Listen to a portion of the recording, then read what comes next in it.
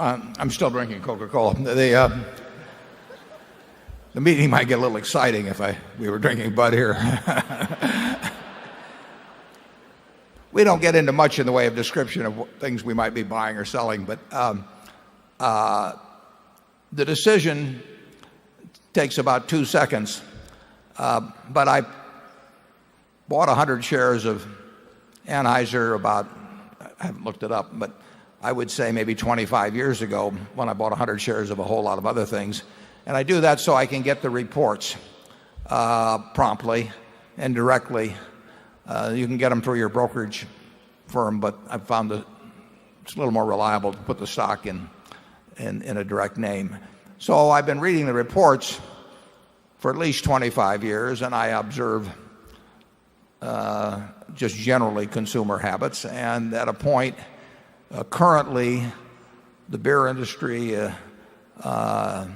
sales are very flat.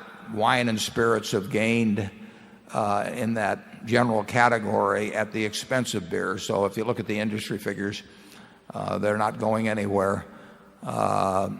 Miller's has been rejuvenated to some degree. So Anheuser, which has had a string of earnings gains that have been quite substantial over the years and market share gains, is experiencing, as they've described, and they just had a conference call the other day, is experiencing very flat earnings, having to spend more money to maintain share, in some cases having promotional pricing.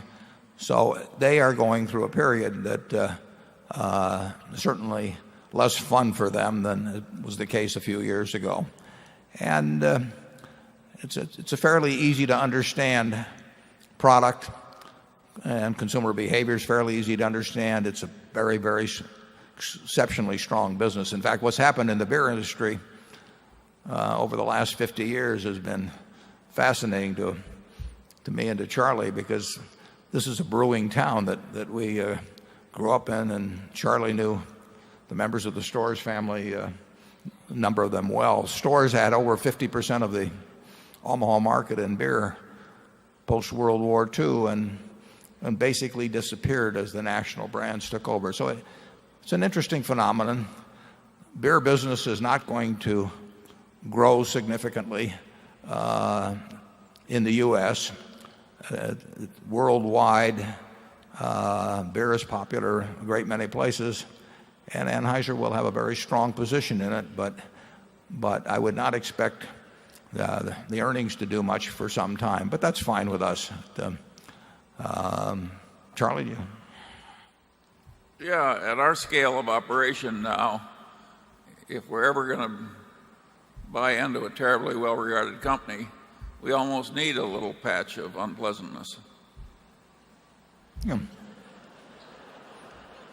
That's been the best time to buy Berkshire, incidentally, too. I mean, we do what we're looking for is businesses with a durable competitive advantage. I don't think there's any question that Anheuser has a very, very strong consumer position. Now, as I said, Miller has been rejuvenated to some degree, but the other thing about it is, of course, in beer you do not see the prevalence of private labels or generic products that you see in a great many consumer products that have had strong positions over the years that are being attacked. So that's a small plus. But beer consumption per capita is going no place, and there's nothing that will change that.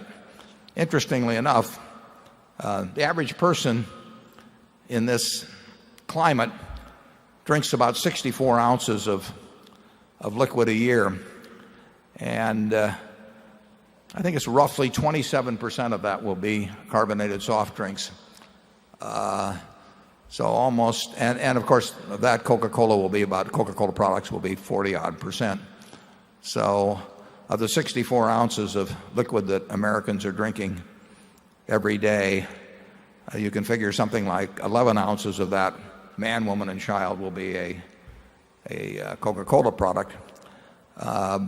Beer, as I remember, I could be wrong on this, but I think beer is about 10% of all liquids.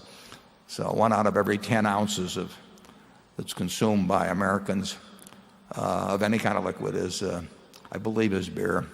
Coffee, incidentally, despite what you read about, the popularity of Starbucks, which is very real, of course, but coffee has just gone down and down and down over the last 30 or 40 years. Charlie, do you have any thoughts about your consumption habits that you can talk about? Well, there are people here that may remember Metz beer, and in this country we had more breweries. There were hundreds, and small places would have 2 or 3 brands. And this trend toward concentration into a few giants is, I think, permanent. Yes, Schlitz was number 1, as I remember, after World War II for a while. I think Anheuser was number 4 at that time. There's an interesting book, if you're a beer enthusiast, came out a few months ago, maybe a little longer than that, by a Wall Street Journal reporter that sort of toured the country sampling beers. I don't know how it affected his writing, but it's a pretty good book if you like reading about the history of beer.